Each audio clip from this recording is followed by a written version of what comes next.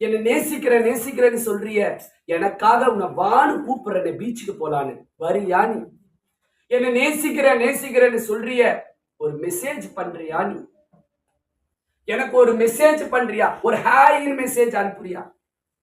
நம்பிடாத, இது உண்மைன்னு நம்பிடாத. உன் புருஷன் உன்னை திட்டினாலும் அது உண்மைன்னு நம்பு. உன் மனைவி உன்னை திட்டினாலும் உண்மைன்னு நம்பு. உன் அம்மா அப்பா உன்னை திட்டினாலும் உண்மைன்னு நம்பு. எனக்கு ஹாய் சொல்லாத எனக்கு தூக்கமே வராதுன்றான் பாருங்க, அவன் தான் உன் வாழ்க்கை கெடுக்க போறான்னு. அவதான் உன் வாழ்க்கை கெடுக்க போறான். சொன்ன பிள்ளைங்க இன்ஸ்டால, பேஸ்புக்ல, மெசேஞ்சர்ல நிறைய மெசேஜ் எல்லாம் வரும். ஜாக்கிரதையாயிரு. தெளிலால் அப்படித்தான் சிம்சோனுக்கு கொடுக்குறா.